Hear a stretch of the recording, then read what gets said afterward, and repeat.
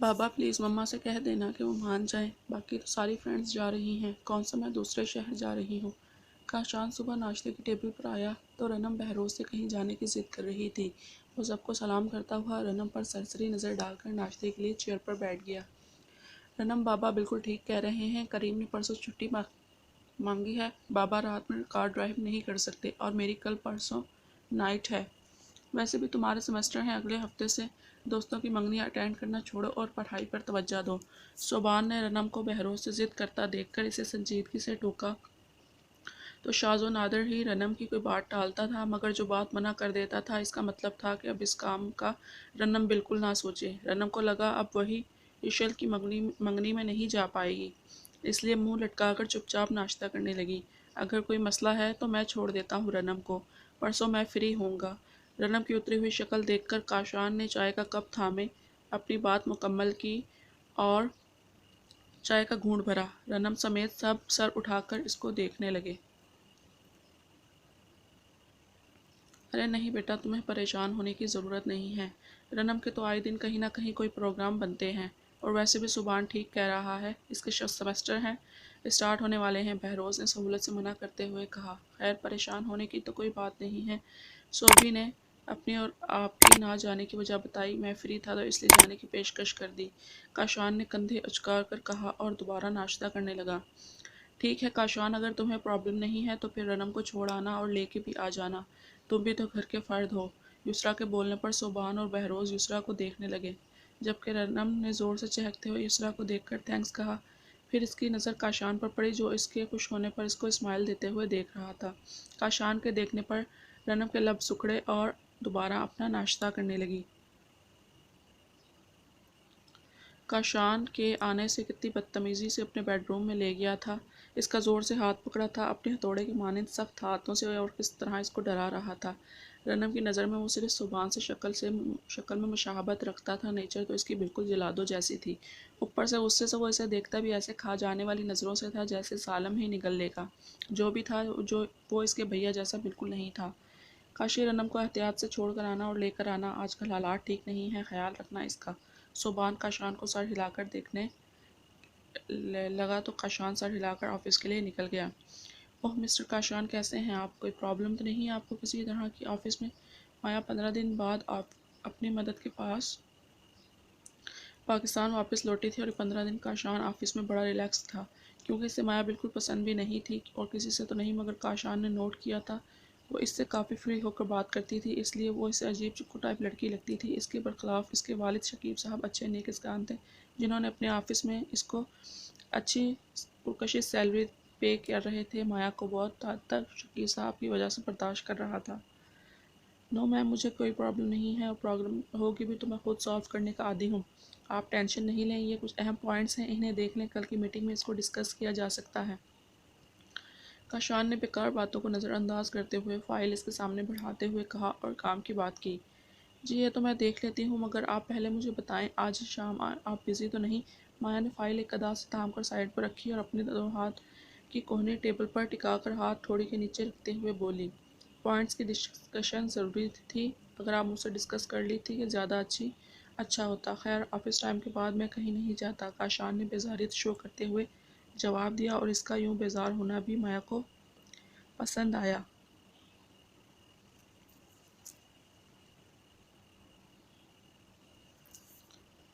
ये ऑफिस की बातें, मीटिंग की बातें तो होती रहेंगी, मुझे आपसे कुछ ज़रूरी बातें करनी हैं। आज आप मेरे साथ डिनर कर रहे हैं, मैं होटल बुक कर लेती हूँ।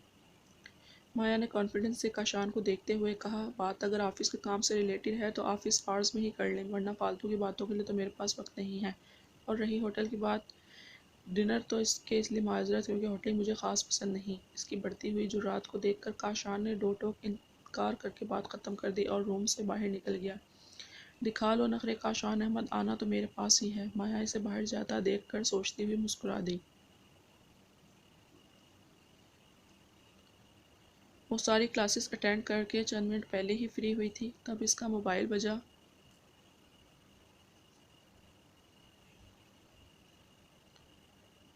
ओह करीम, कितनी जल्दी आ गया है। रनम ने बैग से मोबाइल निकालते हुए सोचा, मगर अननोन नंबर देखकर वो सोच में पड़ गई कि कौन हो सकता है।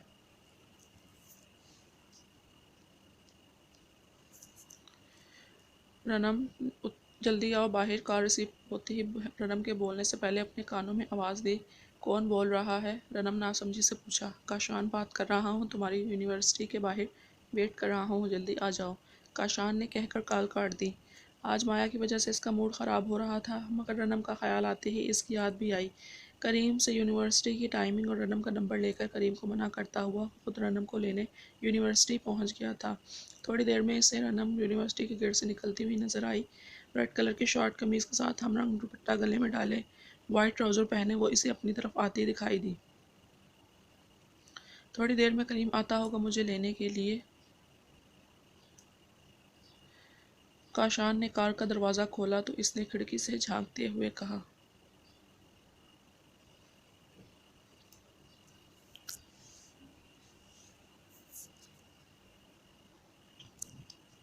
वो नहीं आएगा, इसे मना कर चुका हूँ, कार में बैठो, काशान ने रनम को देखते हुए जवाब दिया। मगर इसे आपने मना क्यों किया है? रनम ने हैरत से पूछा। सारी बातें इस गर्मी में तुम्हें यहीं खड़े होकर पूछनी हैं, कार में बैठो, काशान ने दोबारा संजीदगी से टोका, बल्कि आर्डर दिया। रनम थोड़ा हिचकिचाते हुए कार में बैठ गई। वैसे भी शीशर की इंगेजमेंट में इसी के साथ जाना था। आज सुबह ही तो सबके मना करने पर इसने ये इनायत रनम पर की थी। रनम के बैठते ही काशान ने कार स्टार्ट कर दी। कार में मुकम्मल खामोशी थी। काशान ने ड्राइविंग के दरमियान रनम पर नज़र डाली। वो हाथ में मौजूद टिशू को बार बार उंगली में रोल कर रही थी। काशान समझ गया शायद वो नर्वस हो रही है, पर ऐसे तो काम नहीं चलेगा।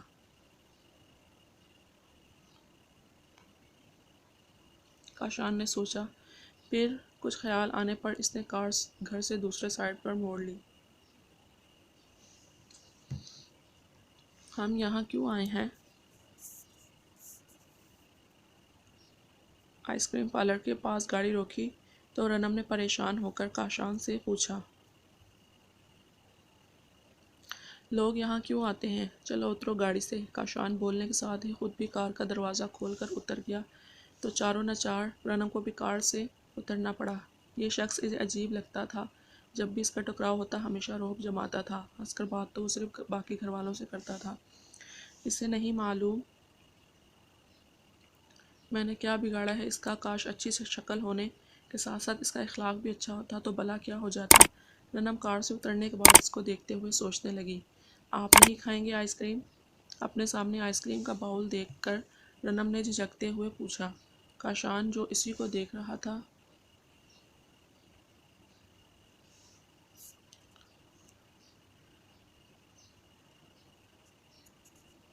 आइसक्रीम मुझे कुछ खास पसंद नहीं है। तुम बताओ आइसक्रीम के अलावा तुम्हें और क्या क्या पसंद है? अजनबियत की दीवार गिराने के घर से काशान ने इससे सवाल किया। मुझे बारिश में भीगना पसंद है, मूवीज़ देखना पसंद है, सिंगिंग, मम्मा के हाथ का चाउमीन, भैया के साथ बैडमिंटन खेलना और लॉन्ग ड्राइव, फ्रेंड के साथ आउटिंग, शॉपिंग वगैरह वगैरह। और आपको क्या पसंद है? शायद दोस्ती का आगाज़ इन दोनों में हो चुका था, इसलिए रनम ने आइसक्रीम खाते हुए इससे पूछा। मुझे तुम्हारी आंखों का कलर बहुत पसंद है। काशान के संजीदगी से बोलने पर रनम का मुंह में जाता हुआ चमचा वहीं रुक गया। वो इसे चुप करके देखने लगी। क्या हुआ? काशान ने दोबारा इसको नर्वस देखकर सवाल किया। घर चलें? रनम ने घबरा कर कहा।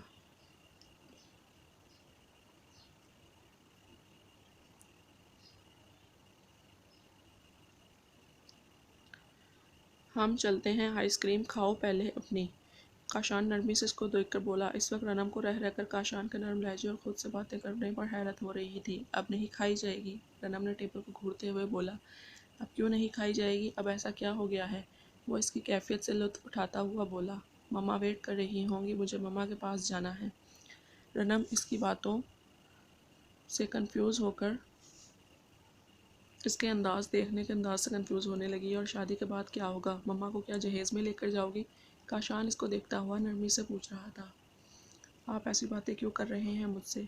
रनम ने अपनी हथेलियों में आई नमी टिशू में जज्ब करते हुए कहा।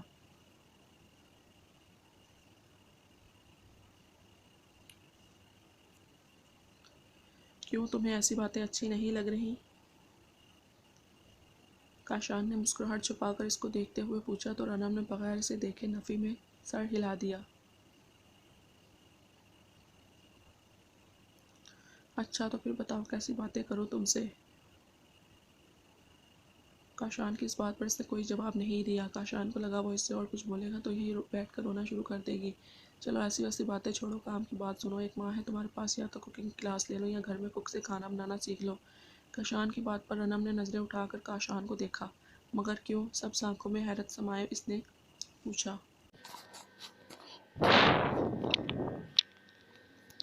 इसलिए कि मुझे घर का खाना पसंद है। काशान कहने के साथ ही उठा तो रनम भी उठकर इसके पीछे चल दी और इसकी बात पर गौर करने लगी।